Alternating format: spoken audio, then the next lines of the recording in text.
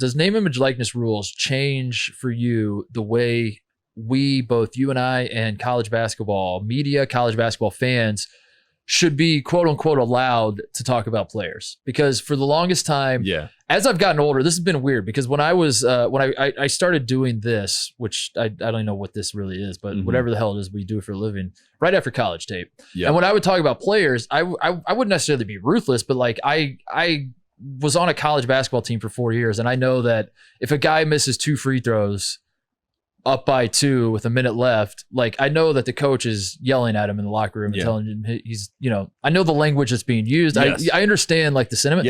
So if Coach K was there, he's going to be wearing Timberlands and running the stadium later that night. And I understand I understood all that. So like when I got into this business and I would like talk about players or coaches, I mean, I was ruthless towards Tom Crean because I was like, be better, Tom. You suck. Like what? He has not forgotten. Yeah, he'll never forget that. And as I've gotten older, I've realized that it becomes a worse look, I guess, as you get older and you're ripping on 19-year-old kids and you're like, you got to play harder. I mean, like Doncic, that's why a lot of people hated Doncic. I liked it. I used to like Doncic, believe it or not, once upon a time. Because I liked him until he stood up our live show. Yeah, that was the end of it. I gave him the benefit of the doubt. But he was that way though, because he would like not necessarily attack kids, but like a guy wouldn't run back on defense. He's like, "That's you're not like you're not." That's just this is how he say it. And people were like, "What?" And I guess as I've gotten older, what has happened is I realized, maybe we should calm down a little bit because they are amateur athletes. I shouldn't be like pushing 40 and ripping on a kid for not getting, who cares? You know, it's like, I've kind of like, that's messed with my brain. Yeah. But then someone recently has like brought up the idea that like, if these guys are making money, does that make them professionals? Does that make it more, not that we have to like crap all over the guys or whatever, but you know what I mean? Is that going to change? I know what you're saying. And I think there's an easy solution here. We need to know all the NIL deals. Like we need them mapped out for us. Like we need to have a sheet, Jim, maybe we work on this, where we see, you know, what this deal is, how long the deal is, what the company is, and then we have a list of guys. Yeah. And they're the ones that we're allowed to rip on. Yeah. And I think you're right. And we posit it that way to everybody. We say, look, would never do this to Leaky Black.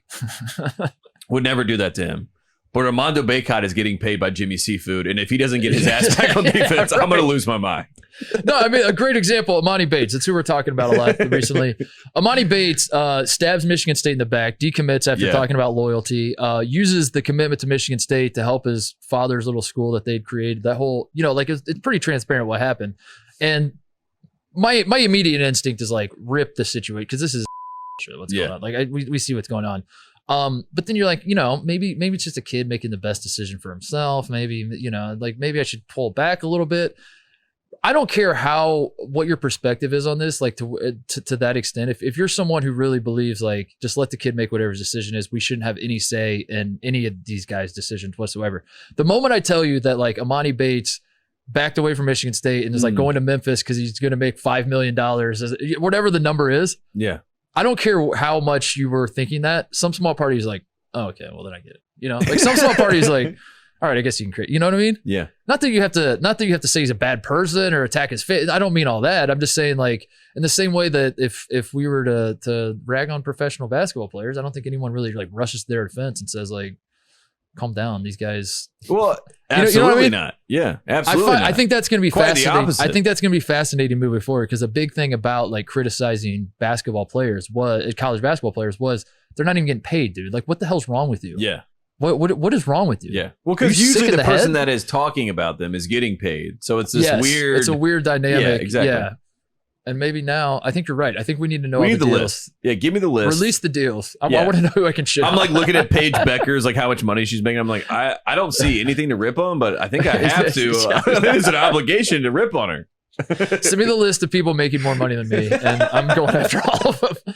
That's not how this sport works. I make the money. Yeah. I think that's the Dan Dockich approach.